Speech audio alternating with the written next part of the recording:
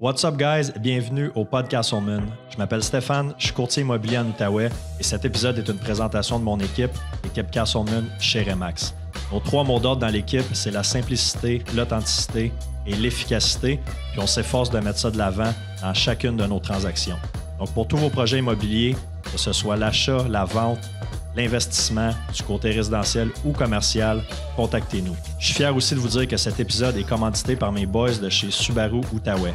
La réputation de la traction intégrale de Subaru est plus à faire et si vous voulez un service vraiment à sa coche, c'est au 965 boulevard Saint-Joseph que ça se passe. Pour les gens qui écoutent sur YouTube, si vous voulez m'aider et m'encourager, je vous invite à vous abonner à ma page. N'hésitez pas à liker, commenter, puis surtout à partager l'épisode avec un maximum de personnes. Donc sur ce, merci beaucoup pour votre écoute et puis bon épisode.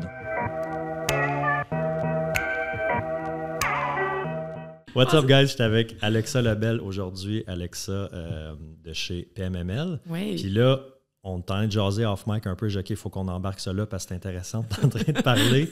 Parce que ça fait longtemps qu'on se connaît, évidemment, toi puis moi, ça fait, je sais pas, une quinzaine d'années. Facile.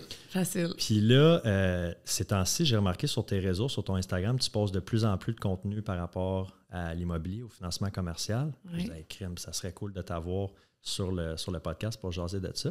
Oui. Puis là, justement, avant de commencer, on parlait un peu la différence au niveau de... Tu sais, moi, je suis courtier immobilier résidentiel, fait qui touche un peu plus monsieur, madame, tout le monde. Puis toi, tu fais du financement commercial qui est un peu plus niché. Mm-hmm. Puis là, on t'est rendu où quand j'ai dit OK, on start là? Bien, sur le fait de faire du contenu. Le type de contenu que... Bien, le type de contenu, fait que mon public cible ou ce que j'essaie de cibler, puis après ça, juste de passer par-dessus la barrière, juste en général, tu le fais comme moi. En fait, il y a beaucoup de gens dans notre domaine qui le font, là, de publier des affaires, puis c'est difficile au début de commencer à de passer par-dessus son ego ou de pas focusser sur le négatif ou de pas... c'est ça, de se lancer, puis juste le faire, puis de passer par-dessus la crainte que les gens vont te juger. C'est comme... C'est tellement difficile, mais pourtant, quand tu commences à le faire, à un moment donné, tu deviens comme un peu insensible à ça. Ou, tu sais, ça arrive que je me fais taquiner ou que, tu sais, je sais pas, mes amis, ma famille vont faire comme moi, OK, tu fais donc bien du contenu ou, tu sais, t'as dit ça. Ou c'est pas grave. Non. Comme, ça me passe tellement par-dessus. Comme, c'est pas grave. Tu sais, le but, c'est de me faire connaître, puis ça, par exemple, ça fonctionne. Ouais. Fait que le plus que j'en fais, le plus que les gens me reconnaissent, puis je le vois, là, ça fait pas si longtemps que ça que j'en fais, puis je le vois que le monde commence à me reconnaître, puis en plus, on est dans un petit marché à Gatineau. Fait que là, tu sais, c'est sûr qu'au niveau de la province, j'aimerais ça, me promener à Montréal, me faire reconnaître pour le financement commercial, mais tu sais, un pas à la fois. Mais comme à Gatineau, ça commence à fonctionner. Il y en a pas beaucoup de courtiers qui font du financement commercial à Gatineau. Fait que, tu sais, juste de commencer, là, tranquillement, pas vite, je vois que ça a de l'attraction puis ça fonctionne. Fait que, plus que tu vois que ça fonctionne, c'est comme l'entraînement. Les deux, on s'entraîne beaucoup. T'sais, au début, t'en fais, t'es comme, ça fonctionne pas, c'est de la merde. Mais là, le plus que t'en fais, le plus que ça fonctionne, le plus que c'est payant. Fait que, n'importe quoi que tu fais dans la vie, le plus que t'en fais, le plus que ça devient payant. Puis là, à un moment donné, tu commences à voir tous les avantages. Puis tu comme laisses faire le côté négatif ou les désavantages ou, tu sais, c'est ça. Fait que... Ouais. Une chose que... Puis, au début, tu te regardes, parce que c'est ça qu'on disait avant qu'on commence, tu te regardes, puis là, tu dis, crime, je suis pas, je suis ci, je suis ça. Mais, tu sais, mettons, moi, je me regardais les premières vidéos que je faisais, je me regardais, puis, à un moment donné, tu te dis, mais le monde autour de moi, tu sais, c'est ça qu'ils voient, tu sais, c'est de ça que j'ai l'air. Il y a juste moi qui n'est pas... Non, mais c'est vrai, il y a juste toi qui n'est pas habitué de te voir, parce que tu n'as pas un miroir d'en face à 24/24 que tu vois. Ouais. Ben oui, tu parles de même. Fait que le monde, il trouve pas ça weird. Il y a juste toi qui trouves ça weird parce que t'es pas habitué de te voir, tu sais. Non, vraiment. Puis encore là, puis là, tu sais, ce que je disais offline, là, c'était que ça dure 2 secondes dans la journée de quelqu'un, là. Tu sais, eux, ils swipent, puis ils regardent, ça les intéresse, ils l'écoutent, ça les intéresse pas, ils passent. Puis là, tu sais, moi, j'étais là, puis je regardais encore et encore mes vidéos, puis je devenais perfectionniste, puis j'étais oh non, OK. Puis tu sais, même mes premiers reels, là, tu sais, mon monteur qu'on a chez PMS, j'étais comme, change ça, coupe ça, modifie ça, change, tu sais. Là, j'étais là, OK, non, c'est trop de travail, c'est pas nécessaire. Le but, c'est que le message passe. Est-ce qu'il passe, oui ou non? On s'en fout si j'ai comme bégayé une fraction de seconde. On s'en fout si je me suis répétée. Comme c'est pas grave. Puis le plus que tu en fais aussi, le plus que tu deviens à l'aise, puis le plus naturel que tu as de l'air en le faisant aussi. Là. Fait que c'est important de juste se lancer. Là. Commencer, puis... Just do it. Ça, là, c'est tellement... C'est drôle que tu dis ça, là, mais c'est tellement ma phrase dans la vie. Là. Le logo... Just do it. Just do it. Pour que ça soit là, quand j'arrive à comme mettons, quelque chose qui me fait peur ou quelque chose qui me stresse, ou même l'entraînement, là, je me lève le matin, ça me tente tellement pas. Là, puis je fais juste me dire, just do it. Just do it. Puis après ça va être fini. Tu y penseras plus, puis ta journée va continuer. Puis à chaque situation que je me suis retrouvée, ou comme des moments où est-ce que j'angoissais, ou que j'étais stressée, ou une présentation, ou un gros client, ou monter sur un stage, ou quoi que ce soit, je me disais, just do it. Comme tu es ta pire ennemie, dans le fond. Comme, c'est toi qui t'es le maître de cérémonie, c'est toi qui contrôle ta vie, c'est toi qui vas contrôler qu'est-ce qui va se passer. Comme, si tu stresses, ça va juste t'affecter négativement. Mais le stress, c'est normal, mais comme, dans le sens que c'est toi qui contrôle qu'est-ce qui va se passer. Fait que, comme, prends toute cette énergie-là, là, puis utilise-la. Just do it. Just do it. Chris, c'est du gros stock de croissance personnelle qu'on a en commençant. C'est pas ce que... C'est pas de quoi qu'on va parler aujourd'hui, hein? Non, mais c'était pas vraiment... c'est pas mon truc, c'est pas mon sujet que je préfère. En fait, je préfère les sujets techniques, on en parlait, là. Je préfère parler de choses techniques. Mais je pense que c'est quelque chose qu'on se rejoint un peu. Ben oui. C'est un domaine, tu sais, t'es en affaires, t'es en vente aussi, je veux dire, le mindset... je veux dire, ça a tout à voir avec tes résultats au travail, là, ta performance. Oui, absolument. Si tu n'as pas un bon mindset, après ça, comment tu veux faire tes appels, tes suivis, closer tes transactions, mener tes dossiers à terme. Là. Puis on est comme poussé à le faire en tant que travailleur autonome aussi. Tu n'as comme pas le choix. Tu peux pas t'asseoir, tu peux pas être dans ta zone de confort, tu peux pas être confortable. Ben, je veux dire, tu peux, là, mais si tu veux exceller, puis tu veux te surpasser, puis tu veux vraiment avoir, atteindre tes objectifs, tu n'as comme pas le choix de toujours te pousser, puis toujours sortir de ta zone de confort. Fait que, ça vient avec. Je pense qu'on va le voir, là. Là, on enregistre ça mi-octobre. Là. Mm-hmm. Puis, tu sais, dans le résidentiel, on le voit vraiment. Là, c'est pas mal plus difficile. Fait que je pense qu'il va y avoir, tu sais, ceux qui vont être capables de garder le mindset de faire les efforts jour après jour, même si c'est pas payant là. Mm-hmm. C'est eux qui vont passer, mettons, l'automne, l'hiver, puis arriver en force au printemps. Oui. Le voyez-vous dans le commercial? Oui, c'est ça que j'allais dire. Fait que tu dis pour comment le résidentiel. vous le vivez, là, vous autres, Oui, fait que la beauté de la chose, par contre, c'est que pour le commercial, il y a toujours comme les investisseurs existants qui ont toujours ils ont des renouvellements. Il y a quand même du mouvement dans le marché dans le sens que les gens doivent quand même refinancer, renouveler. Il y a quand même cette base-là sur laquelle on peut aller faire du développement. Mais effectivement, pour les transactions d'achat ou même les refinancements, il y a des gens qui sont comme, je veux pas m'embarquer dans un prêt pour 3 ans, 5 ans. C'est comme pas le temps. Là. Je vais faire un renouvellement à défaut d'avoir un taux qui est super élevé pendant 1 an ou 2 pour attendre que les taux rebaissent puis ensuite commencer à regarder un refinancement. Cela étant dit, là, on avait la même conversation il y a 1 an, puis regarde où est-ce qu'on est. Les taux sont vraiment plus élevés qu'ils étaient il y a 1 an. Mais oui, on le voit. On le voit aussi que c'est plus difficile dans le commercial. Fait que, en fait, comment qu'on gère ça? Bien là, comme garde, moi, dans les derniers mois, là, je tombe beaucoup plus en prospection. Tandis que je pense qu'il y a quelques années, mettons, c'était un peu... Pas qu'on l'avait facile, mais c'était pas la même game. Là. C'était plus... c'est sûr que quand tu fais des pro-forma puis que les gens sont à 95 % de financement sur leur valeur puis que les mises de fonds sont super minimes puis on parle de des taux de 2 %, bien, c'est super attirant. Là. Fait que la game est juste différente. C'est un petit peu plus difficile, mais à un moment donné, si tu veux faire carrière dans l'immobilier, bien, ça vient avec. Comme du côté du courtier, tu veux dire? Oui. Ben oui, je veux dire, ça vient avec, là, dans le sens que, comme tu sais, il faut que tu apprennes à gérer ce genre de situation-là. Là. C'est normal qu'il y ait des cycles économiques qui sont plus difficiles. Puis si tu veux vraiment réussir ta carrière sur plusieurs années, ben il faut que tu apprennes à faire affaire avec... Tu sais, il faut que tu apprennes à gérer ta business dans des situations où est-ce que les taux d'intérêt sont pas favorables ou que c'est plus élevé pour les générations qu'on connaît en ce moment. Mais tu sais, est-ce que c'est élevé?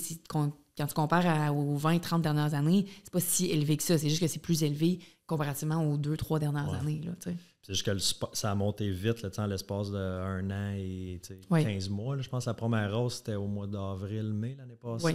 Oui, ça a commencé, Ça a été comme très rapide. Oui. Puis là, je veux dire, tu as l'inflation en général aussi. Oui, le coût de la vie a augmenté. Fait que c'est sûr qu'il y a des craintes. Mais tu dois avoir aussi des investisseurs qui font... Là, parce que dans le commercial, là, pour ceux qui écoutent, là, qui se poseraient la question, on parle de, mettons, 5 portes et plus. Mm-hmm. Mais toi, tu peux financer aussi des petits plex, sauf que On n'en fait pas. Vous avez la division GoPlex, je pense. Ça roule-tu encore? Je pense que pour le courtage immobilier, oui. Courtier hypothécaire, c'est plus rare. OK? Puis la raison, c'est que il n'y a pas tant d'appétit pour les prêteurs pour du 4 logements et moins dans le commercial. Il n'y a pas beaucoup de banques qui le font. Ouais. Fait que c'est plutôt rare qu'on va le prendre dans le sens que le choix de prêteur, il y en a peut-être 1, 2, dépendamment de la situation. Des fois, il n'y en a pas, ou les offres ne sont pas tant intéressantes. Fait que, nous, notre équipe, on n'en fait pas, là, du 4 logements et plus. Fait que c'est vraiment 5 logements et plus, sinon du commercial, puis de l'industriel. Fait que c'est vraiment ça qu'on fait. Puis quand je dis commercial, c'est pas nécessairement sous une corp ou dans une Inc ou quoi que ce soit. Ça peut être au personnel. C'est juste que c'est dans la classification commerciale au niveau de la banque, au niveau de la SHL, tout ça, là. Fait que c'est ça. La manière de calculer le financement est différente. C'est ça. Fait que là, mettons, tu finances des 6 unités, 8, 12, 24, 48, quasiment à l'infini. Je sais que des fois, je vois passer sur votre Facebook les tabarnak, c'est des gros prêts, ça, là. Il y en a des zéros après la virgule. Oui. Mais je pense que de toute façon, les calculs sont les mêmes. Tu ajoutes des zéros, mais il y a des normalisations qui sont différentes, mais le financement, ça reste que c'est, contrairement, mettons, au résidentiel, c'est vraiment basé sur la rentabilité de l'immeuble. Fait que c'est comme ça qu'on le calcule. C'est vraiment, c'est l'immeuble qui va déterminer comment de financement qu'on peut aller chercher dans du multilogement. Dans ce commercial avec du propriétaire occupant, il y a les opérations aussi qui vont venir peser dans la balance, mettons. Là. Mais sinon, c'est pas le propriétaire qui va déterminer combien de financement. Ça va venir solidifier le dossier, puis il y a certains critères, mettons, par rapport à ça. Mais sinon, c'est vraiment l'immeuble. Comment que l'immeuble a la capacité de se repayer avec sa profitabilité. Là. Fait que tu ne regarderas pas nécessairement les ratios personnels, les revenus personnels. C'est vraiment, est-ce que le 8 unités, il est capable de se payer tout seul puis avoir un pourcentage X de cash flow pour pouvoir se financer. Mais là, avec les taux, parce que les taux dans le commercial, toujours un petit peu plus élevés que dans le résidentiel. Oui, mais là, justement, je parlais avec la gang à Alliance Hypothécaire, puis il me disait, puis là, disclaimer, je suis zéro le financement résidentiel. Là, c'est vraiment pas mon tâche. Je me tiens pas à jour avec les taux d'intérêt. Puis, un moment donné, on est allé, ils faisaient des dîners au sans-façon, puis j'étais allée un moment donné jaser avec eux. Puis, ils me disaient, leur taux était plus élevé qu'au commercial. Fait que, nous, on est plus autour du 5-6 % dans le financement assuré, puis eux, ils étaient quand même plus élevés que ça. Fait que, quand même, OK, ça ressemble, c'est pas mal ça, là, 5,5, 6 en ce moment, du fixe 4-5 ans. Là. OK. Fait que, en tout cas, on s'était comparé à ce moment-là, puis il était, une couple de points de base de plus sur mais bon, en même temps, on compare pas les pommes, là. C'est sûr qu'on parle d'un, mettons, je parle d'un prêt de 1 million, c'est petit dans le commercial, mais un prêt d'1 million sur une maison, c'est quand même gros. Fait que, c'est pas nécessairement la même affaire, c'est pas nécessairement le même risque, tout ça, mais en tout cas. Fait que, on se retrouve à être pas loin l'un de l'autre, là, où est-ce que contrairement, mettons, dans le passé, je pense que le commercial était plus élevé que le résidentiel. Ouais. Tu sens-tu un peu une... je veux pas dire panique, mais je vais dire le mot là, de certains investisseurs qui sont comme, OK, là, regarde, mettons, j'ai un parc de, je sais pas moi, 10 immeubles qui équivaut 60, 80 portes, peu importe. Puis que là, ils disent, tu sais, avec les taux qui augmentent, ou je vois mon refinancement qui arrive, là, je calcule, mettons, à 6 %, mes loyers, ils ne couvrent plus ma dette ou ils ne couvrent plus toutes les dépenses. Tu le sens-tu? Parce que nous, on le sent au résidentiel, il y en a qui n'arrivent plus, là. Écoute, là, on en a eu plein sur notre bureau là, dans les derniers temps. Là, mettons, il y en a qui sont obligés de rester avec leur institution financière parce que ça passe plus nulle part d'autre avec les nouveaux taux de qualification. Mais la banque, elle, dans le renouvellement, va juste t'offrir un taux. Merci, tu signes. Tu ne repasses pas nécessairement le processus de qualification. Fait qu'ils sont comme obligés de rester avec leur institution financière parce que ça ne passe pas ailleurs. Sinon, les refinancements, les take-out, comme quand on fait le retrait d'équité, il n'est pas assez. Il n'y a même pas de retrait d'équité qui est possible parce qu'ils ont fait un prêt à 2 %. Maintenant, on qualifie, mettons, à du 6 %, mais ça ne passe plus. Fait qu'il n'y a pas de.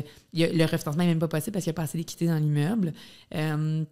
Sinon, on a ceux qui se sont.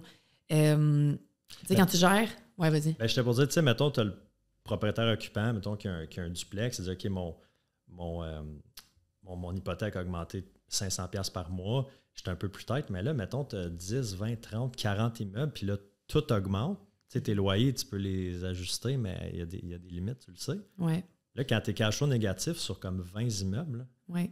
Bien, je pense que c'est d'où l'importance de. Tu sais, ça reste un investissement.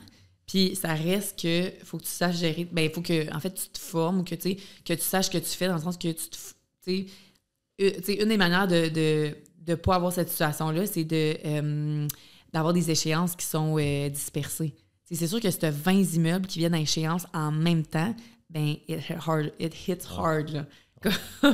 Ton échéance pour ton renouvellement hypothécaire. Oui, c'est ça. T'sais, on en a beaucoup qui vont disperser là, leur renouvellement. Là. Autant que si tu as juste 2 immeubles, OK, c'est correct de les avoir la même année, puis tu veux tout faire en même temps. Mais si tu as un immense parc immobilier, ben l'affaire intelligente à faire, c'est de les disperser pour que tu aies des échéances qui viennent au fil du temps, puis que tu ne te retrouves pas à tout renouveler ton parc en même temps. Fait que, il y a toute une côté de gestion de risque qui vient avec ça, puis de stratégie de comment que tu gères tes investissements pour s'assurer que tu es capable t'es capable de stress-tester ton portefeuille puis t'assurer que tu vas être en mesure de continuer que tes immeubles vont continuer à se payer, là, t'sais. Fait que oui, mais oui, on en voit. Puis là, l'autre affaire, c'est les gens qui sont trop leveragés. Fait que les gens qui sont allés, se mettre...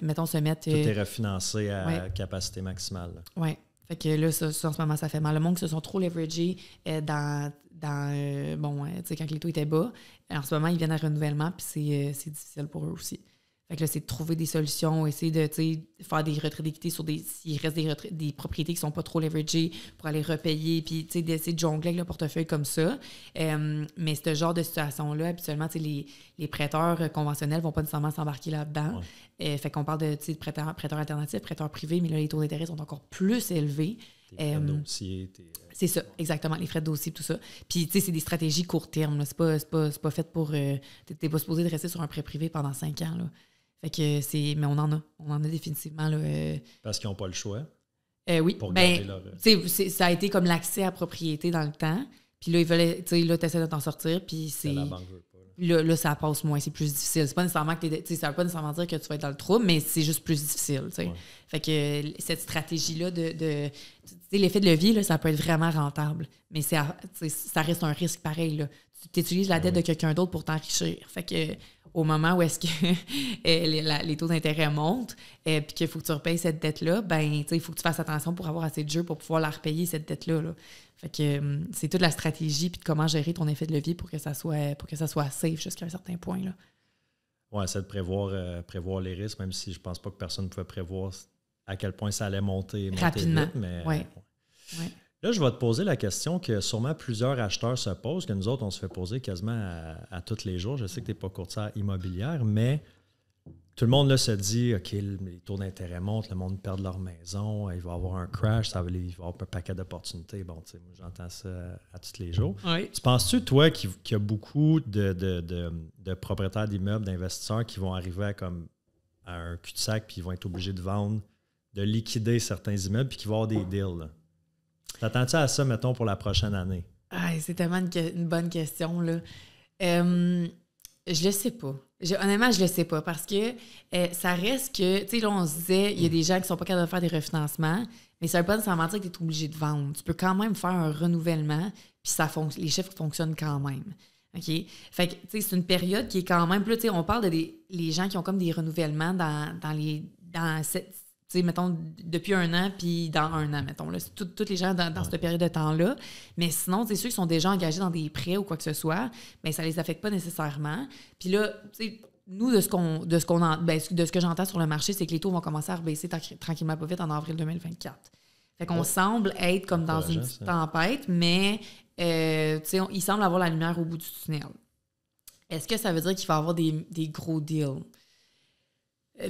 Je sais pas. Parce que ça reste que n'importe qui investit en immobilier le sait que la population continue à augmenter. Il continue à avoir une pression sur la demande des logements. Et donc, il y a quand même un potentiel de prise de valeur. Fait que c'est pas de sortir du marché immobilier en ce moment, c'est pas nécessairement bon, écoute, c'est sûr, ça dépend de ta situation, là, mais c'est pas nécessairement ce que le bon move à prendre avec les autres indicateurs économiques, mettons. Ouais. Fait que est-ce que ça va devenir un marché de vendeurs ou un marché d'acheteurs? Je sais pas. Je sais pas s'il va y avoir des gros deals qui vont sortir sur le marché, mais j'ai l'impression que ça sera pas si pire que ça. Peut-être un petit peu plus dans le résidentiel que dans le commercial. J'ai l'impression qu'il y a d'autres indicateurs qui démontrent sur le marché commercial ou sur le multilogement que pas nécessairement. Oui, petite tempête à passer, mais je pense que as-tu confiance, toi, pour la prochaine année? Oui, moi, je pense que oui. Là, en ce moment, là, avec les délais de la SHL... Comme courtier, je parle, pas, mettons, comme... Okay. Oui. Puis, en ce moment, là, les délais de financement là, avec la SHL, mettons, c'est comme environ 6 mois. OK? Puis, on a des dossiers là, que ça nous a pris 9 mois avant d'aller chez le notaire. Fait que je pense qu'on est dans le pire de la tempête, dans le sens que les dossiers qu'on commence à monter tout de suite, par le temps qu'on ait l'approbation avec la SHL, le certificat d'assurance, il est bon un autre 6 mois. OK? Fait que ça nous apporte, là, mettons, ça prend 6 mois pour l'approbation, puis un autre 6 mois après ça que notre certificat il est bon, puis qu'on peut aller débourser le prêt quand on veut, puis on peut se timer avec les taux d'intérêt. Mais ça nous apporte dans 1 an. Fait que, tu sais, je me dis, commence à monter ton dossier si t'es dû pour ton refinancement ou ton renouvellement ou que peu importe, tu sais, ça dépend de ta situation, mais comme on peut aller chercher le certificat d'assurance puis se mettre dans une position pour débourser quand les taux vont commencer à baisser. Il faut juste être dans une position pour agir une fois que tu es prêt à agir. C'est ceux qui se sont mis sur... qui se sont benchés puis qui ont attendu l'an passé en se disant je vais attendre 1 an puis voir où est-ce que ça arrive, comme tu sais, qu'est-ce qu'il y en est. En ce moment, là, ils regrettent de ne pas avoir agi l'année passée. Là. Fait que, je pense que c'est important de se mettre dans une position où est-ce que tu es prêt à agir, à défaut de te retirer. Mettons, on peut faire le processus d'approbation puis après ça, te retirer si c'est catastrophique. Mais tous les économistes semblent s'entendre pour dire qu'en 2024, ça va commencer à baisser. Puis ça, je le crois vraiment. Parce que, écoute, avec comment ça continue en ce moment, on ne peut pas continuer à ce rythme-là pour encore 1 an. Là. Ça va être catastrophique. L'augmentation, c'est ça. C'est ça. Mais, puis j'aime ce que tu dis, tu sais, c'est tout le temps d'être préparé puis de passer à l'action. Tu sais, reviens, mettons, 3 ans passés. Ah, là, le monde qui ne voulait pas rentrer en surenchère. On va attendre que ça se calme. On a vu, ça ne s'est jamais calmé. Là, OK, les taux montent, on va attendre. Tu sais, les gens qui disent on va attendre que, il n'y aura jamais... C'est tout le temps le bon moment, puis c'est jamais le bon moment dans le sens que... Le meilleur moment, c'est toujours hier. Là. C'est tout le temps... Comme, tu sais pas ce qui va se passer. Fait que agis sur l'information que tu as. Puis, si on regarde les dernières années, le meilleur moment, c'était toujours hier. Fait que, tu sais, à un moment donné, il faut que tu fasses le move. C'est quoi le cliché? Le meilleur temps pour acheter de l'immobilier, c'était là 25 ans. Puis deuxième meilleur temps, c'est là. C'est sûr, là, ça, on peut pas... C'est pas d'argumentaire à faire. Il faut que tu regardes à moyen long terme. Ouais. Mais OK, c'est bon de voir que dans le commercial aussi, tu vois comme un peu la lumière au bout du tunnel. Ouais. Puis je pense pas qu'on est dans une tempête, c'est pas catastrophique là, nécessairement. En tout cas, pas de ce que moi je vois autour. Là. Je sais pas si tu as des situations où est-ce que c'est... on en a, mais je pense que tu as des situations qui sont difficiles à n'importe quel moment. C'est-tu catastrophique sur l'ensemble? Non, c'est pas catastrophique. Là. C'est plus difficile, mais c'est pas catastrophique, je dirais. Je pense qu'au résidentiel, j'en ai dans mon entourage près qui sont comme, mettons, sur du taux variable. Pour eux, c'est plus... la conversation est un petit peu plus négative, puis ça les affecte vraiment beaucoup. C'est sûr que, justement, là, quand ton paiement hypothécaire augmente de 500-600 $ par mois, ça fait mal. Fait que, mais je pense que dans l'ensemble... on n'est pas encore dans une situation catastrophique, mais c'est sûr que c'est plus difficile pour certaines personnes. Puis c'est la même chose pour le commercial. C'est plus difficile pour certaines personnes, mais c'est pas nécessairement catastrophique. Une chose qu'on voit vraiment, c'est que la barrière d'entrée, fait que le barrier to entry d'investissement est beaucoup plus important qu'il était dans les dernières années. Ouais. Là, il fut un temps, puis même nous, pas nous, mais genre, au résidentiel, on le voyait. Là, moi, ma première maison, je l'ai achetée avec 10 000 là. On voit plus ça, là. Une maison à 200 000, 5 % de mise de fonds. C'est ça, là. Fait que, maintenant, ça se fait plus, là. Puis dans l'investissement immobilier aussi, dans le commercial, mettons, là, l'investissement que ça te prend pour rentrer dans le marché est beaucoup plus importante. Fait que, oui, on peut parler... Au niveau de ta mise de fonds? Oui. Fait que les financements, là, des financements à 95 % sur la valeur, on n'en voit plus. On est toujours limité par ce qu'on appelle le ratio de couverture de la dette, qui est comme justement à calculer la rentabilité, la profitabilité de l'immeuble en fonction du taux d'intérêt. Là. On est toujours limité par ça à cause du taux d'intérêt qui est plus élevé. Fait que les mises de fonds sont beaucoup plus importantes. Fait que c'est ça. Les gens qui veulent se lancer en investissement pour la première fois, dans ces temps-ci, c'est plus difficile. Les mises de fonds sont vraiment, vraiment plus importantes, là. Fait qu'eux, peut-être, se disent, on va attendre que, oui, les taux baissent parce que, mettons, mon 200 000 que j'ai de mise de fonds pour acheter un immeuble, en ce moment, il ne me permet pas d'acheter beaucoup, tandis que si le taux baisse de 2 % je vais pouvoir acheter 100 000. Exactement. Fait que là, dans ces cas-là, c'est certain que je comprends. Ça fait du sens d'attendre un peu, là. Nous, ce qu'on dit à nos clients, c'est que pendant ce temps-là, bench-toi, forme-toi, apprends tout ce que tu as à apprendre, puis reviens-nous quand que les taux vont être dans une situation plus favorable là, pour les premiers investisseurs qui veulent se lancer. Ça, c'est le speech qu'on a pour les gens qui veulent se lancer en immobilier. Pour ce qui est des investisseurs ceux qui font le saut dans le commercial là, Ouais. qui là en ce moment. Là. Ouais. J'ai le goût de te lancer un peu sur ce sujet-là parce que quelqu'un qui commence à investir en immobilier, au début, va commencer avec du résidentiel, c'est normal, du duplex, triplex, quadruplex, propriétaire occupant, financé, assuré ou pas, mais au résidentiel. À un moment donné, tu capes dans tes ratios relativement vite. Là, tu peux acheter 3, 4, 5 immeubles peut-être au résidentiel, tout dépendamment, avant que la banque te dise, tout dépendamment de ton salaire puis ton ratio d'endettement, tes dettes personnelles, qui disent, ben là, ça ne fonctionne plus. Tu ne peux plus acheter au personnel. Là, il faut que tu fasses le saut commercial. Oui. Puis j'ai comme l'impression que pour les, ben, je vais dire les petits joueurs, je me considère comme un petit joueur. Je suis rendu là moi, je pense que mon prochain, il devrait rentrer au commercial, mon prochain achat. Ben, des fois, je trouve ça difficile de... C'est comme un autre game. Puis là, c'est pas du tout calculé de la même façon, parce que là, au résidentiel, c'est calculé, ben, c'est quoi ta capacité à toi, client X, client Stéphane, de rembourser si les locataires ne payent pas. Mais là, au commercial, c'est pas ça pantoute. Ils vont pas regarder. Non. Ben, ils vont pas regarder. On demande quand même les avis de cotisation pour regarder, mettons, puis on regarde la valeur nette. OK? Fait qu'on doit quand même avoir une certaine valeur nette. Mettons, pour la SHL, c'est 25 % de valeur nette. Fait que l'individu doit avoir 25 % de valeur nette du prêt, mais l'équité dans l'immeuble compte. Fait que ce que je veux dire, c'est que, admettons que tu as un immeuble à 1 million puis tu as un prêt à 750 000, bien, le 250 000 qui reste dans l'immeuble que tu laisses, mettons, en équité dans l'immeuble, compte dans ton 25 % OK? Mais c'est le seul critère, mettons, je dirais si j'ai un immeuble au personnel qui vaut 1 million, hypothéqué à 750. Bien là, ce 750-là, il faudrait que tu sois capable de le supporter au personnel. Mais au commercial, mettons, même là, quand je dis commercial, encore là, ça peut être à ton nom perso. Là. C'est juste que dans le financement commercial, comment on le calcule, ça va être, tu vas vraiment regarder les revenus bruts, moins les dépenses, ton profit qui te reste à la fin de l'année, à la fin du mois, mettons, avec ton paiement d'hypothèque, il faut que tu sois à un ratio de 1,1. OK? Fait que, mettons, qu'est-ce que tu comptes dans les dépenses? Hypothèque, taxes?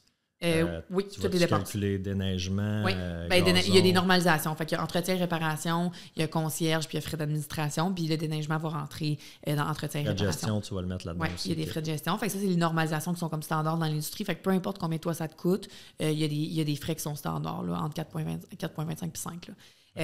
Fait qu'il y a des normalisations de dépenses qui sont standards. Fait que tu fais vraiment genre les revenus comme tes loyers, moins tes dépenses, ce qui te reste ton revenu net à la fin du mois, mettons.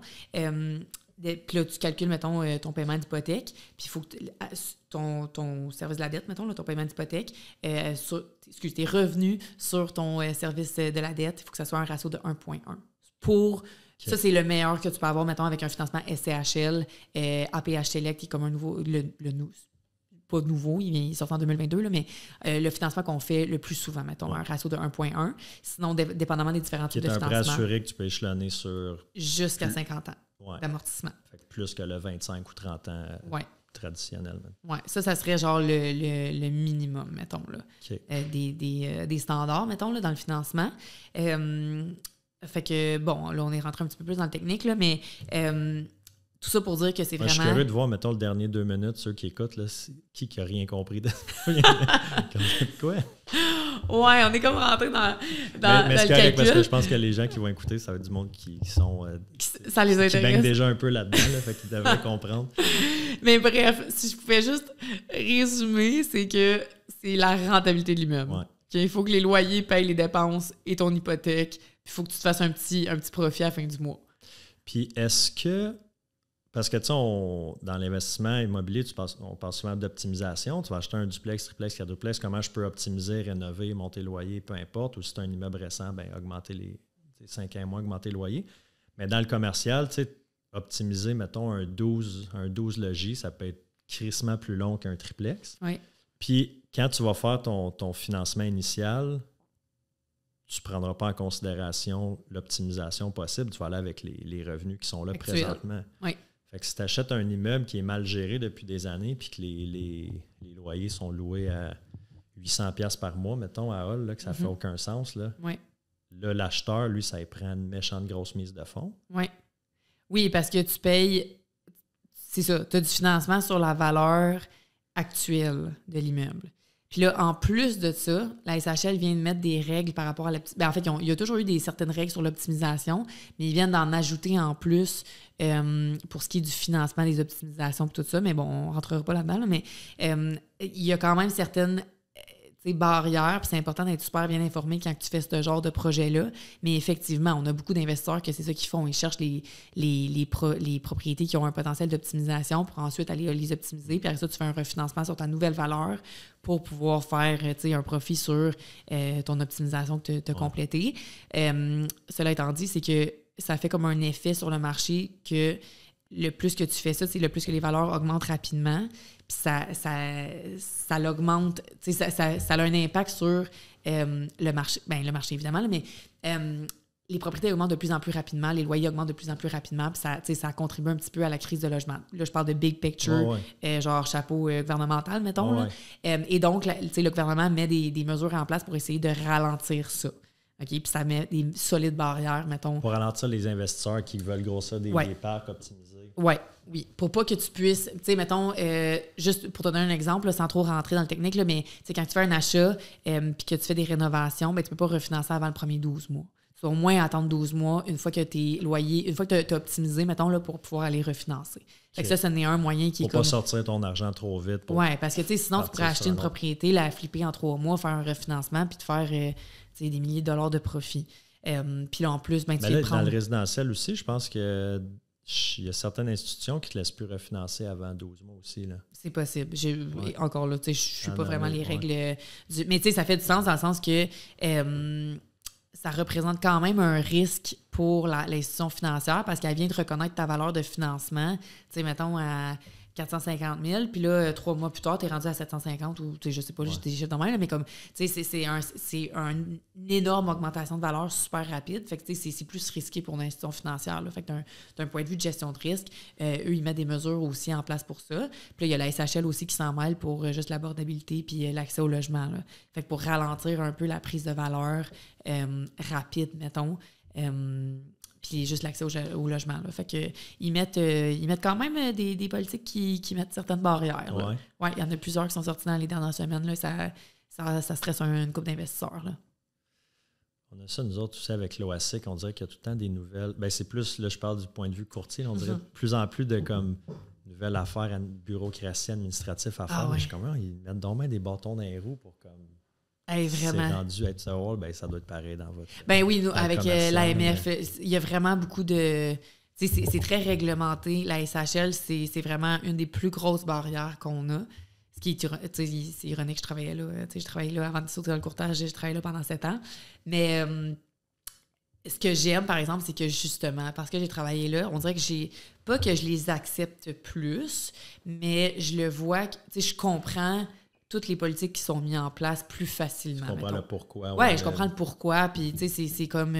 des fois, ça passe un petit peu mieux quand tu prends le temps de l'expliquer à l'investisseur. Puis, l'envers de la médaille là-dedans, c'est que tu n'es pas nécessairement obligé de passer par le financement SHL. Il y a du financement conventionnel, mais les banques sont juste pas là. Et tu sais, du financement conventionnel, on est comme à 45-50% sur la valeur, là, en ce moment, avec les taux d'intérêt. Fait que, tu sais, tu veux l'argent du gouvernement... Ben, tu veux l'assurance du gouvernement... ben ça vient avec. Là. Il y a comme toute la réglementation qui vient avec ça. Puis là, tu sais, je veux pas ouvrir le débat politique de genre, ouais, mais à un moment donné, tu veux créer de l'accès au logement, il faut que le gouvernement soit plus, soit plus souple. Mais tu sais, ça, c'est un autre énorme bête de débat. Mais bref, tout ça pour dire que pour avoir travaillé au gouvernement avant, ben je le comprends. Je comprends l'envers de la médaille aussi. Puis je comprends maintenant, le côté d'investissement. Les deux côtés, c'est ça. C'est ça. Ce qui peut être un peu plus...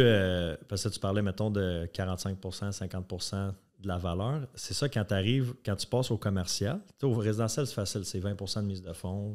La banque accepte le dossier ou ne l'accepte pas. Puis, ça s'arrête là. Tandis qu'au commercial, tu sais pas vrai. Mettons, tu fais une offre d'achat sur un immeuble de 1 million, mais tu sais pas vraiment... Tu dis, OK, ben là, mettons, j'ai 200 000, j'ai mon 20 de mise de fonds. Comme investisseur. Puis là, la banque te dit, OK, parfois, on va le financer à 75 là. Fait que là, t'es comme, OK, il manque 250 000, fait qu'il me manque un 50 000, mettons. Oui. Puis même là, tu sais. Tu peux comme pas prévoir. Faut que tu aies du cash flow ou d'autres immeubles que tu peux refinancer pour aller chercher ton. Oui. Puis Ben, tu sais, d'où l'importance d'être bien accompagné. Là. Tu sais, moi, je le calcule là, pour les investisseurs. Fait que le monde qui m'approche, qui sont intéressés à commencer à regarder dans l'investissement ou qui ont des refinancements, des renouvellements, ils veulent savoir combien d'équité, combien vaut leur immeuble, tout ça, c'est toutes des choses qu'on calcule pour eux autres. Là. Les normes sont quand même standards. Fait que c'est quand même quelque chose qui se calcule bien, mettons, là, mais moi, qui se calcule bien, mettons, pour un courtier. Ouais. Là. Mais ce que je vais dire au monde, c'est un bon 40 % de mise de fonds sur le prix, puis viens vous voir. Puis si tu as le 40 % je vais te le calculer, ta mise de fonds, voir combien de financement qu'on serait capable de chercher, parce que le financement, il est basé sur, oui, mettons, tu regardes un achat, il y a 3 choses qui sont calculées. Ça va être un ratio prêt-valeur sur la valeur, sur le prix ou la rentabilité de l'immeuble, ce que je disais tantôt, là, ce que j'expliquais par rapport aux revenus de dépenses, ce qu'on appelle le ratio de couverture de la dette. Fait que c'est comme les 3 calculs qu'on doit faire, mais en ce moment, le prix est toujours plus haut que la valeur. Fait qu'on est toujours limité par la valeur ou le ratio de couverture de la dette. Puis, je vais pousser ça encore plus puis dire qu'on est limité par le ratio de couverture de la dette. Bref, toute cette technique-là pour dire que les mises de fonds là, sont comme plus autour de dans du financement SHL, je dirais du 60 à 80 % sur le prix d'achat, puis dans le financement conventionnel, encore moins que ça. Fait que les mises de fonds, là, tu sais, quand je disais la barrière d'entrée dans l'investissement en ce moment est plus difficile, là, ben c'est ça je veux dire. Là. On en voit de moins en moins des financements qui sont en haut de 85-90 % sur le prix d'achat, mettons. Fait que c'est ça, tu peux avoir calculé jusqu'à 40 % de mise de fonds. C'est quand même énorme, là, parce que là, je te donne un exemple d'1 million, mais 1 million dans le commercial, c'est un petit... c'est très petit, puis c'est difficile à placer. Ouais. On en a souvent des clients qui vont venir nous voir avec des financements d'1 million. Il n'y a pas tant de prêteurs qui sont intéressés à le faire. Puis là, ils sont comme, crime, c'est un prêt d'1 million. Oui, mais dans le financement commercial, c'est petit. C'est comme l'entre-deux. T'es rendu assez gros pour passer du résidentiel au commercial, mais t'es encore trop petit pour que le commercial soit intéressé à quasiment avoir ta business. C'est ça. Puis, tu sais, on en a. Tu sais, il y en a plein, là. C'est juste que c'est pas tant intéressant. Tu sais, j'avais un client à un moment donné qu'on faisait un prêt de 750, je pense. Puis les taux commençaient à monter. Puis le client me disait, voyons, dis que, tu sais, s'il n'est pas content, je vais juste apporter mon prêt ailleurs. Puis, tu sais, comme c'est énorme, puis blablabla. Puis là, tu sais, je savais pas comment... Tu veux pas l'insulter? Je veux pas l'insulter, mais tu sais, en même temps, je suis comme moi, mais il faut comprendre que dans le game commercial, un prêt en bas d'1 million pour un prêteur qui fait du commercial, il y en a plein qui le font pas, là. Tu sais, on a des clients, on a des banquiers, mettons, là, qui nous revirent de la main avec un prêt en bas de 2 millions, 3 millions, ils veulent rien savoir, là. Fait que c'est plus difficile. Fait que c'est d'où l'importance aussi de magasiner pour tes institutions financières. Parce qu'il y en a qui vont le faire, mais ils vont tellement donner des conditions dégueulasses qu'ils vont se dire, à la limite, si tu acceptes, tu as juste payé énormément. Là. Ouais. Fait que c'est important de savoir c'est quelles les institutions financières qui sont quand même compétitives. Fait qu'il faut que le monde t'appelle. Oui, faut que le monde rentre en contact avec toi. Oui, puis là, je suis pas en train de... fais-le, on est là pour ça. Mon petit speech. Mais non, mais c'est important. Puis, tu sais, même moi, d'une semaine à l'autre, ça change. Fait que, tu sais, mettons, là, le meilleur exemple, c'est dans le financement commercial. Tu sais, mettons, un centre d'achat ou comme, tu sais, un commerce, là. D'une semaine à l'autre, ça change. C'est qui la meilleure institution financière? Puis c'est quelle qui va offrir le meilleur taux? Puis c'est quelle qui va offrir les meilleures conditions? Puis, tu sais, ils changent tellement d'appétit comme rapidement en fonction de la conjoncture économique que c'est vraiment important de magasiner parce que la meilleure banque qui était bonne au début de l'été, mais est peut-être dégueulasse en ce moment. Là, son offre est peut-être horrible comparativement à d'autres banques. Puis eux, ils regardent, mettons, leur portefeuille de prêts, puis ils vont dire, OK, là, on a trop d'actifs sur du commercial, on veut plus d'industriel. Fait que là, soit qu'ils ferment complètement la valve pour le commercial, ou ils vont commencer à offrir des taux qui sont vraiment plus élevés. Fait que c'est comme plus payant pour eux autres d'avoir ce type de prêt-là. Puis on l'a vu vraiment beaucoup après la COVID. Fait qu'après la pandémie, là, c'était tellement difficile de financer le commercial. Puis en ce moment, j'ai comme une tour de bureau à Québec, puis c'est difficile à financer. Parce que du bureau, ils ont tellement pris un coup pendant la COVID que c'est devenu vraiment plus difficile à financer. Puis il y en a des banques qui le font, mais ça va faire plusieurs mois qu'on travaille le dossier, là, mais ça change. Fait que là, changes-tu d'institution en cours de ben là, on est dans la signature des baux, fait que je peux encore, mais une fois que le processus est enclenché, c'est plus difficile. Là. À moins qu'on aurait vraiment une situation exceptionnelle, on essaie de ne pas faire ça parce que aussi tu veux essayer de... Tu brûles tes ponts avec tes banques. C'est ça, là, tu veux pas brûler les ponts avec les banques autant que pour moi que pour le client. Là. Fait que, un moment donné, une fois que tu passes à travers la soumission du dossier puis l'approbation de crédit et tout ça, oui, des fois, on va peser un peu pour négocier pour les différentes conditions, mais on essaie de s'entendre au fur et à mesure puis de choisir la meilleure institution financière. Mais non, on n'essaiera pas de changer parce que là, à un moment donné, tout le monde travaille pour rien si tu fais ça. Là. Puis, c'est ça, déjà que dans le résidentiel, tu ne veux pas changer de banque en cours de financement parce que c'est de la paperasse, c'est de remonter le dossier. Oui. Puis là, on parle d'un financement qui prend en moyenne, mettons, 10 jours à finaliser dans le résidentiel. Oui. Là, comment ça, c'est long de même dans le commercial? Parce que là, dans le commercial, dans l'équipe, il y a Seb, en fait, du commercial. Moi, j'ai commencé mon cours, je suis là-dedans, par correspondance. Fait que, début 2024, je devrais avoir ma licence commerciale aussi. Parfait. On risque de faire des dossiers ensemble. Mais de ce que je vois, des dossiers, mettons, que Seb, il fait, ben c'est ça, on est dans le 60 jours, 90 jours de financement. Oui. Qu'est-ce qui explique rapidement pourquoi c'est aussi long? C'est quoi les délais?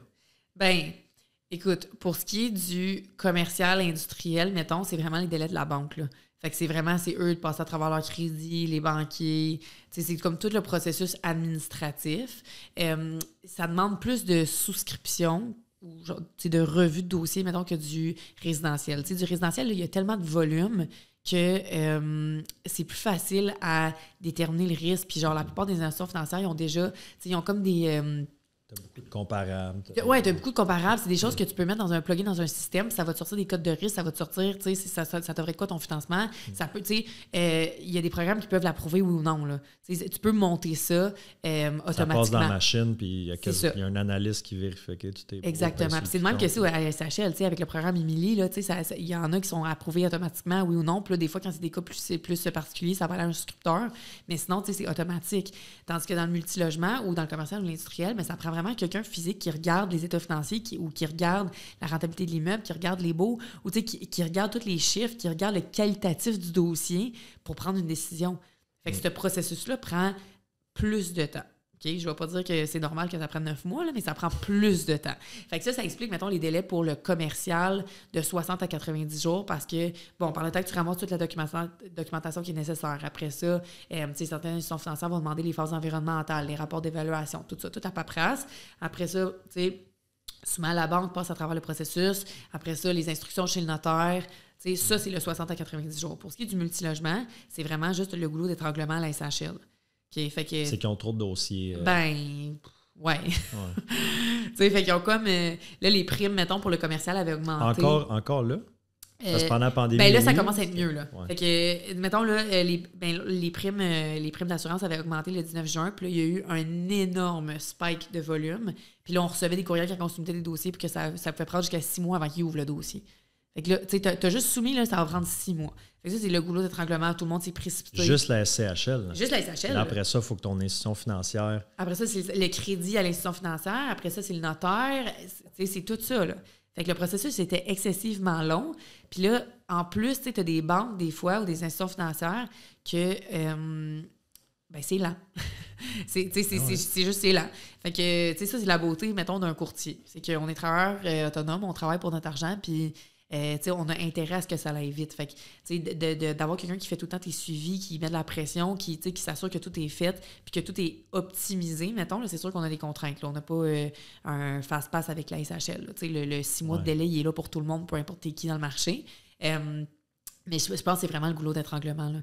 Parce que n'importe quel, en ce moment, ce n'est comme 90, même 95% des financements se font à travers la SHL. Fait que tous les immeubles résidentiels qu'on voit au Canada, 90 à 95% ont passé par la SCHL. Ça, c'est un souscripteur qui l'a révisé annuellement. Y a-t-il un autre assureur que la SCHL dans le commercial? Dans le commercial. Canada Warranty, ils ne font pas de commercial? C'est vraiment du résidentiel. Puis, tu sais, quand je travaillais à la SCHL, il y avait tout le temps des rumeurs de comme, il y a un autre assureur hypothécaire qui va rentrer sur le marché. Mais la demande de capital que le BICIF demande pour comme avoir une assurance commerciale, pour l'assurance hypothécaire commerciale est énorme. Fait que je pense pas qu'il y a une autre assurance qui est assez forte financièrement, mettons, pour tomber dans l'assurance commerciale. Là. C'est énorme. Là, ils ont le monopole. Un peu. Fait, un peu, non. À 100%.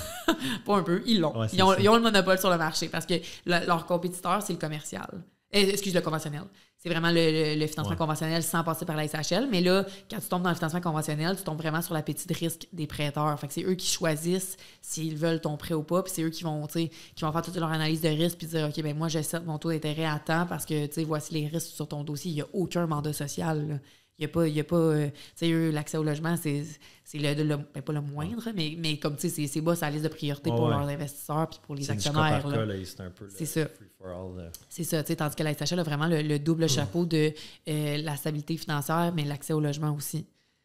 D'où leur augmentation pour l'appétit, mettons, puis les programmes où est-ce que tu peux financer jusqu'à 95% sur la valeur. Là. Tu sais, nous, quand on a un dossier résidentiel, mettons, client va acheter une maison, un petit plex, un condo, peu importe, fait une préapprobation, OK, qualifie pour le montant. Les chances que le dossier passe pas sont, je ne veux pas shooter des chiffres de même, mais 10 5 peut-être des dossiers que, quand on a une préappro, puis on a une offre d'achat acceptée, finalement, on a une surprise qui fait qu'aucun prêteur peut le prendre, le dossier. Oui. C'est quoi, vous autres, tu as un acheteur qui t'appelle, hey, j'ai une promesse d'achat sur telle adresse, voici mon dossier. Tu peux pas vraiment te faire préapprouver dans le commercial, à moins que je me trompe. C'est quoi il y a des banques qui le font, mais ils font des lettres d'intention, mais honnêtement, ça veut rien dire parce qu'il faut que tu passes à travers la SHL. Ouais, c'est comme un faux réconfort. Ça rassure le vendeur, mais ça veut rien dire. Vraiment, oui, c'est ça. Combien de dossiers, mettons, je sais pas, sur 100 dossiers, que t'es comme, il n'y a rien à faire, ça passe pas? Je le sais avant. Avant de le soumettre? Oui. Comme, honnêtement, là, tu sais, mettons, en PML, là, on a une énorme base de données avec des comparables. Fait que là, une fois que, comme, mettons, on va regarder les comparables à l'interne, on va analyser le dossier. Fait que, tu sais, avant de le soumettre, là, je connais mon dossier là, de fond en comble. Toute l'analyse a été faite. On a le rapport d'évaluation. La phase environnementale, c'est l'autre affaire, des fois, qui peut accrocher parce qu'on a juste besoin au rendu chez le notaire. Mais, tu sais, avant de soumettre le dossier... Une condition de débourser. Oui, c'est ça. Fait que... oui, c'est une condition de se débourser, mais sinon, avant ça, on a déjà tout fait l'analyse puis on est au courant du dossier. Est-ce que ça veut dire que ça peut pas chier? Non, on en a pas beaucoup. On en a des dossiers qui chient, là, parce que le meilleur exemple, c'est la SHL qui change des règles en cours de route. Ça, là, c'est comme dans le dernier été, là, c'est ça qui nous a fait le plus mal. C'est des nouvelles politiques qui ont été mises en place, puis il n'y a pas de... J'ai goût de dire droit acquis, mais c'est pas un droit acquis, là, mais dans le sens que même si tu l'as soumis avant, ils s'en foutent, là.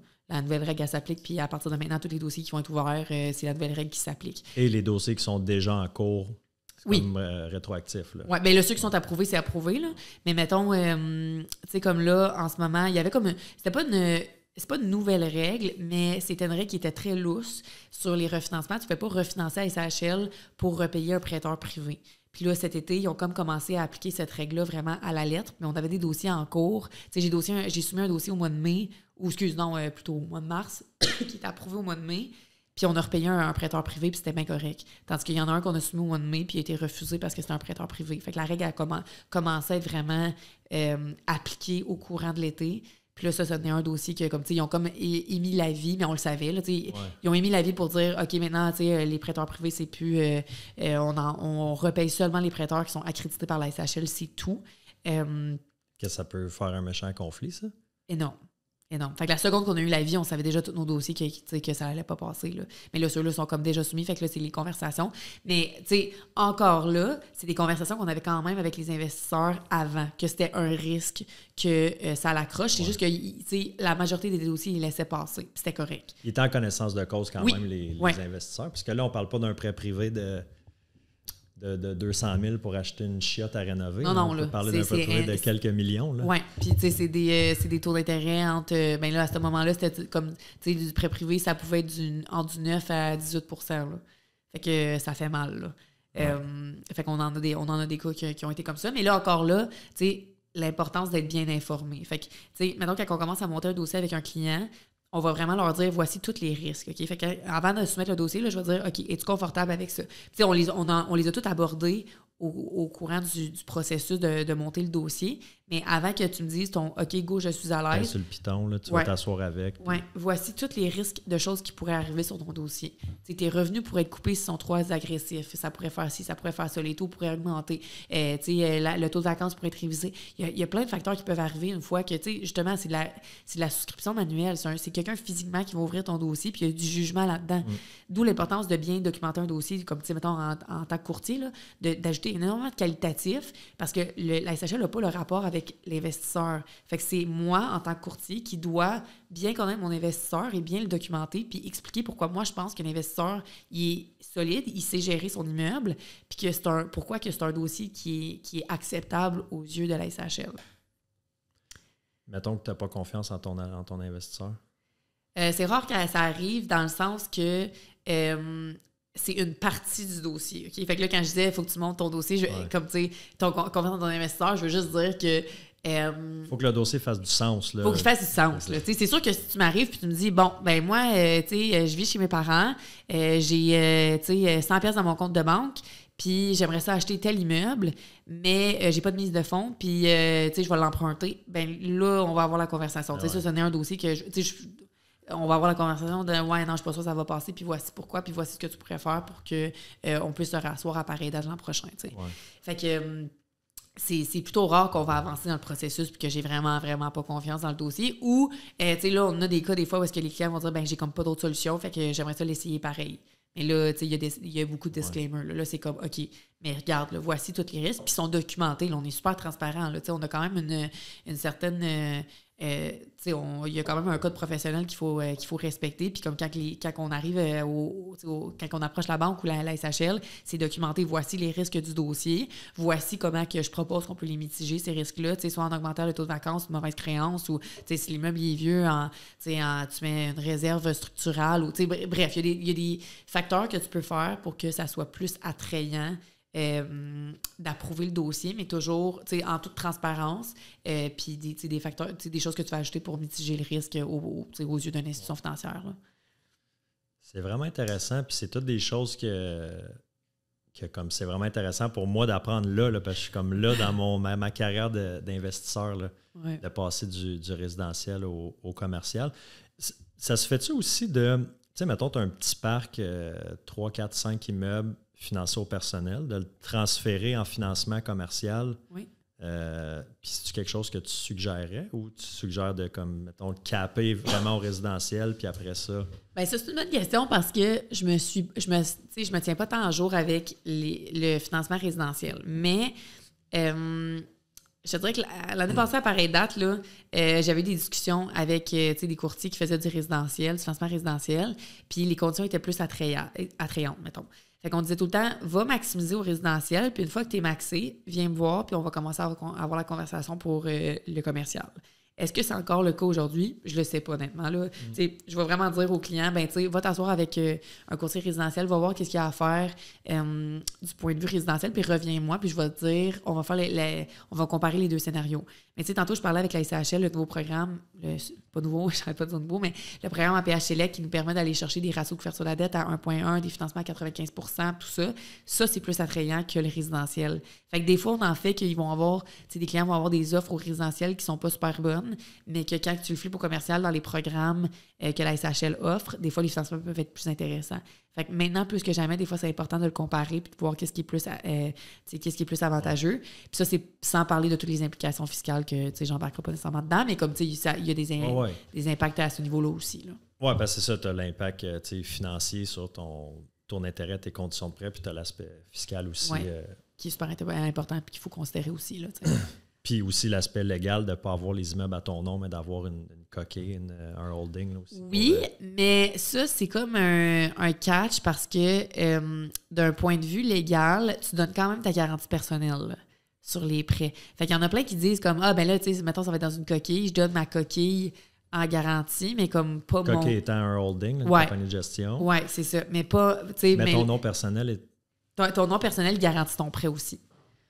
Fait que, honnêtement, là, je n'ai vu, mettons, les prêts que j'ai vu qu'il n'y avait pas de garantie personnelle, c'est quand je travaillais à SHL. Je n'ai pas encore vu dans ma carrière de courtage où est-ce qu'on ne donnait pas les garanties personnelles. Autre que dans une situation où est-ce qu'il y en aurait une qui est excessivement forte puis qu'on n'a pas besoin de l'autre. Mais c'est pas nécessairement, ça va être vraiment genre, deux partenaires, il y en a un que la garantie, ça vaut rien, là, puis l'autre est super forte, fait qu'on peut comme suggérer de juste donner celle qui est forte. Mais autre que ça, habituellement, ils vont vouloir les entités, les personnes en arrière pour assurer un certain engagement.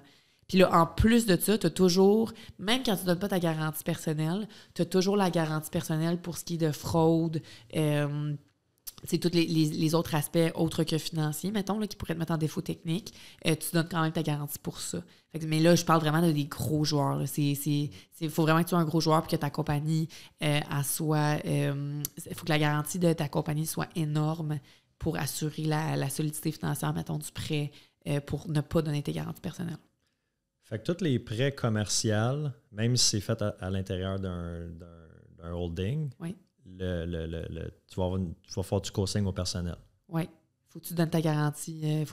Mais ça apparaît pas nécessairement dans tes ratios d'endettement. Mais c'est ta garantie personnelle quand même. Fait que tes actifs personnels vont être...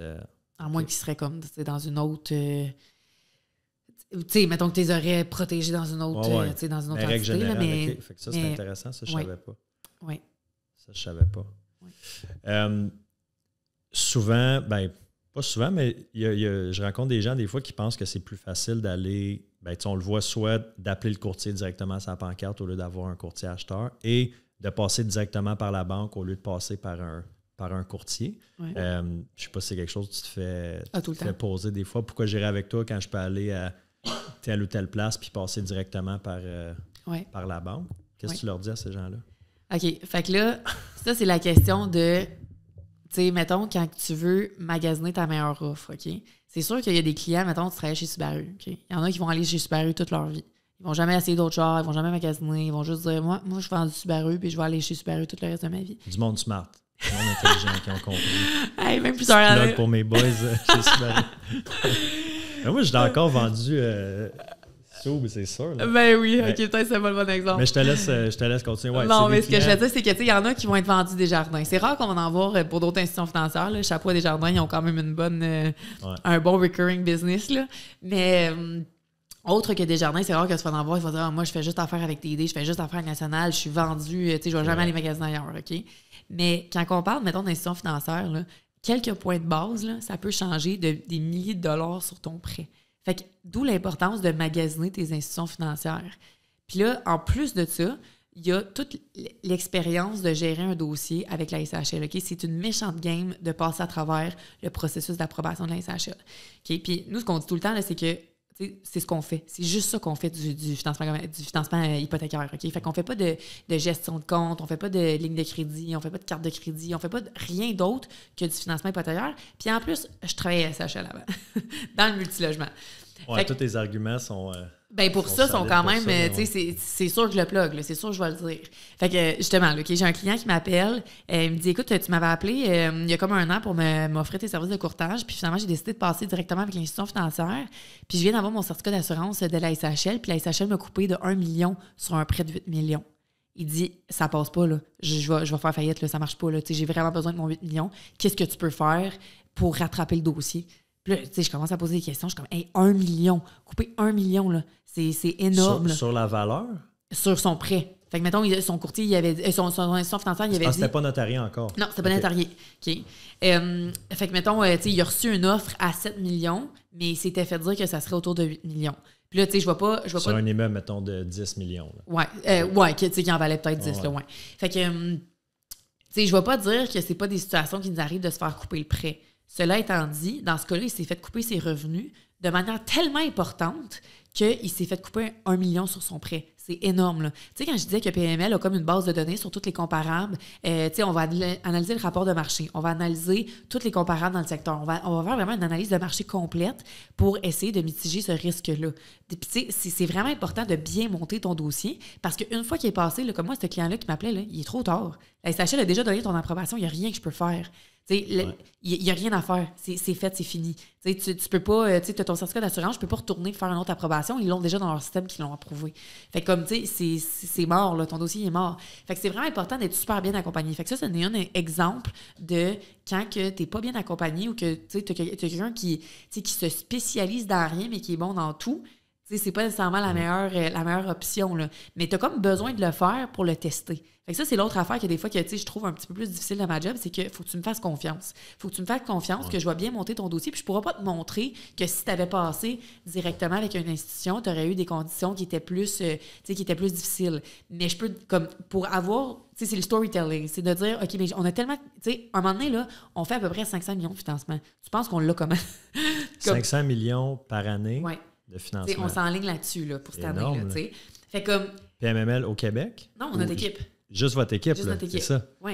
Fait que, tu sais, à un moment donné, là, notre business, on l'a ramassé comme ça. On l'a ramassé avec des clients qui ont passé directement des institutions financières. Soit que ça prenait 1 an à avoir leur financement. Leur dossier était comme sur le bout du bureau à attendre.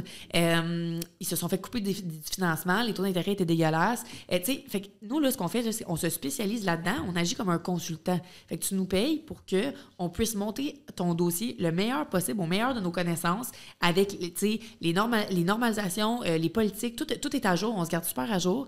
On monte ton dossier pour optimiser ton montant de financement. Puis en même temps, on magasine ton institution financière.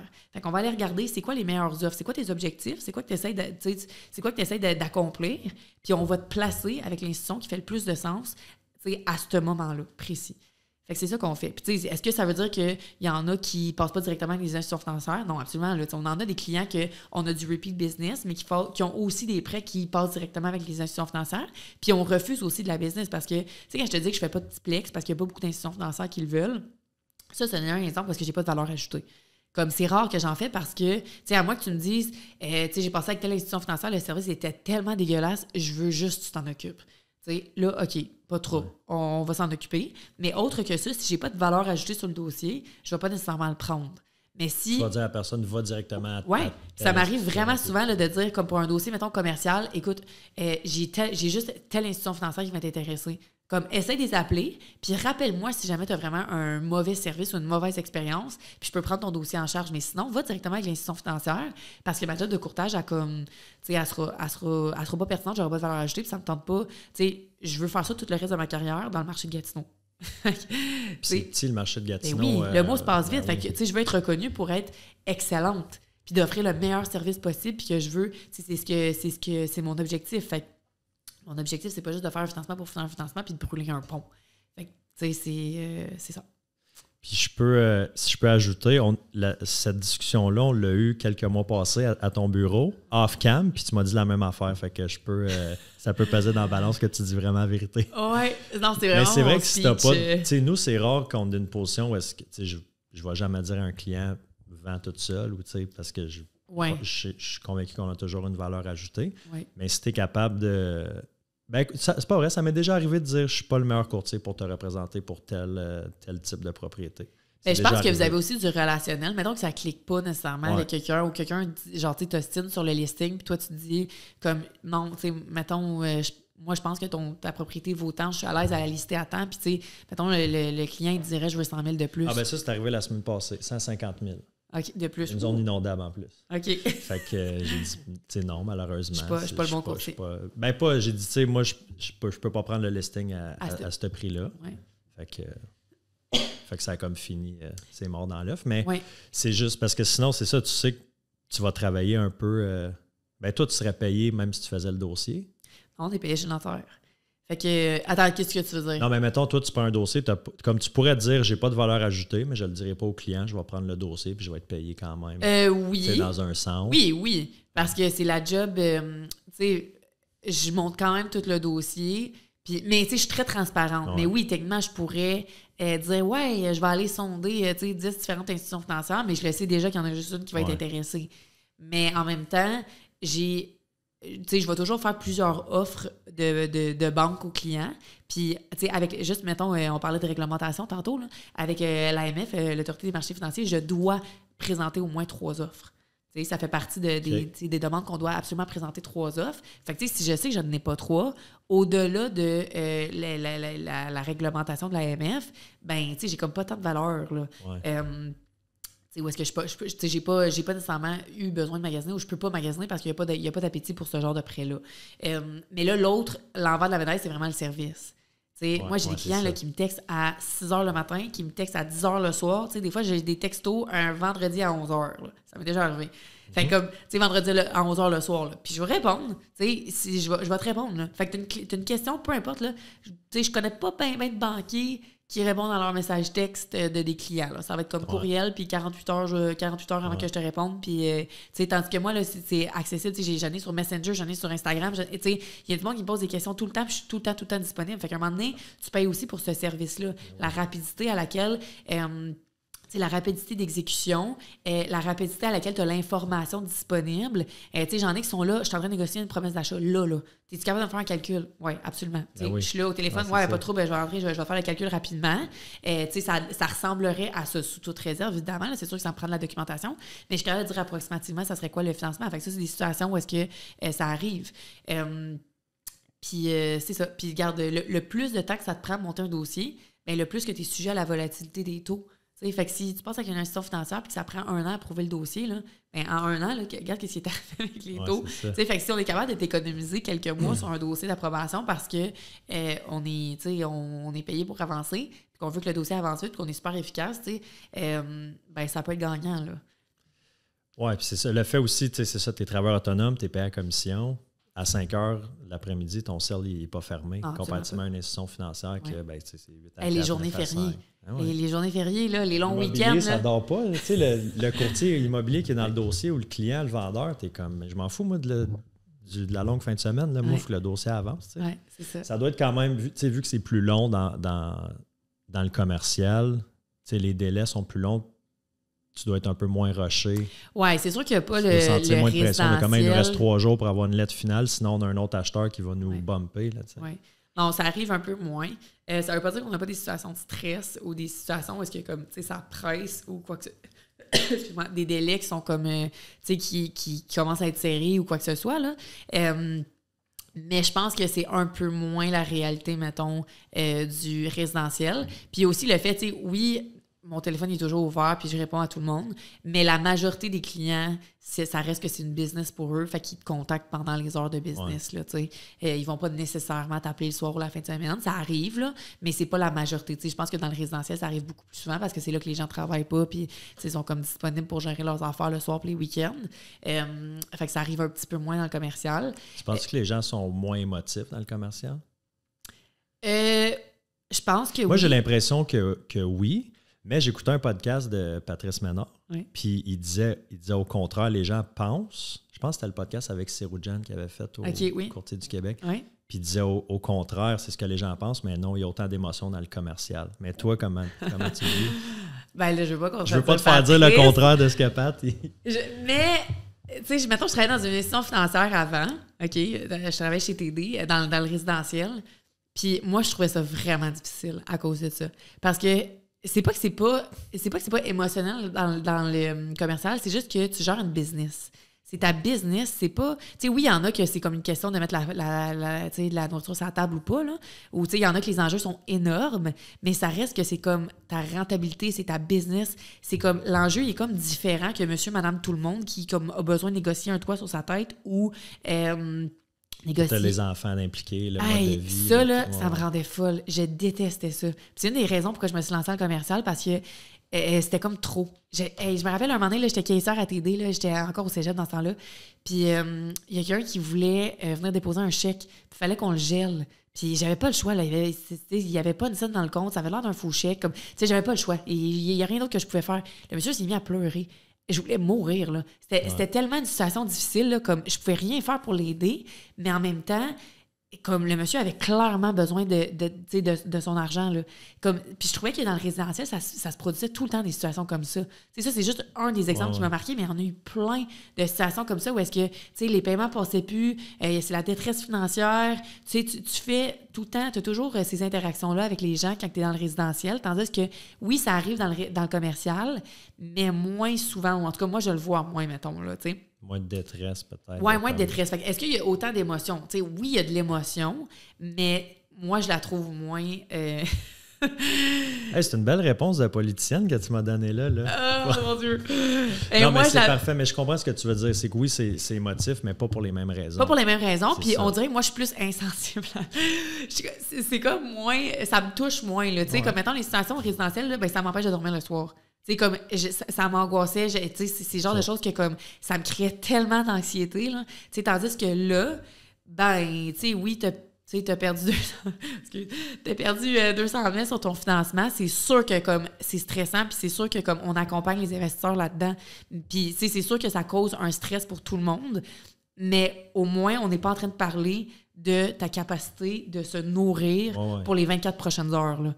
Tu sais, comme, c'est ça que qui m'angoissait, là, à un point, là, où est-ce que je détestais ça, là. Je préfère être business. Comme, honnêtement, là, je préfère parler de business. Puis, tu sais, on en a des situations où est-ce que c'est la faillite ou ça l'est pas, là.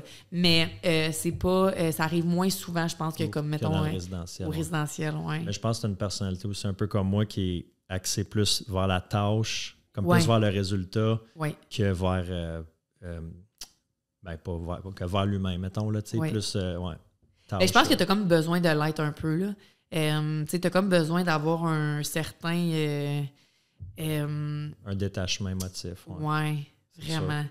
Tu sais, mon père, il me disait tout le temps, là, tu sais, il a comme touché à la psychothérapie et tout ça, puis il me disait, genre, t'aurais été bonne parce que t'es tellement empathique. Puis je suis comme, non, papa, j'aurais été terrible parce que justement, je suis comme trop... comme, tu sais, je serais le genre à commencer à pleurer quand quelqu'un me conte une histoire, là. Tu sais, je suis comme pas capable de... Je trouve ça trop... ouais? OK. Oui, mais quand c'est vraiment, tu sais, axé sur les besoins fondamentaux, là, tu sais, c'est comme, je sais pas comment l'expliquer, tu sais, c'est ça, il faut vraiment que ça soit la situation, justement, là, que tu as de la difficulté à nourrir pour les prochaines 24 heures, ce que je voyais beaucoup plus avant, mettons, là. Quand tu étais dans les banques, là. Oui. Fait que ça, je trouvais ça difficile. Oui, ça, c'est sûr que le gars qui a besoin de son chèque... Oui, parce que sinon, il se nourrit pas, puis...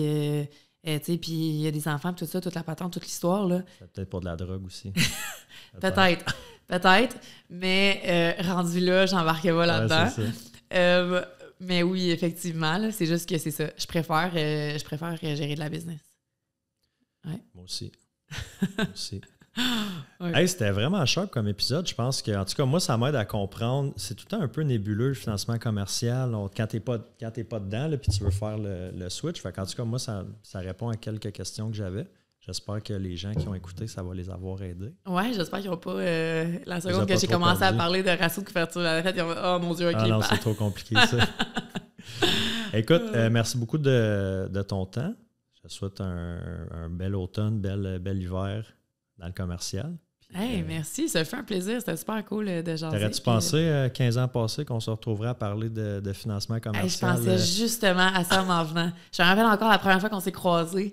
En tout cas, je sais pas si c'était la première fois, mais je me rappelle d'une interaction en particulier, puis on était assis sur un divan une soirée, je pense qu'on écoutait une game ou je sais pas quoi, puis je me rappelle que tu me parlais de politique, puis ça m'avait frappé parce que tu me parlais de tes points de vue de politique, tout ça, puis j'avais tellement trouvé intéressant, puis je pensais à ça en m'en venant. Ah ouais? Puis je me disais genre... J'ai déjà ça dans...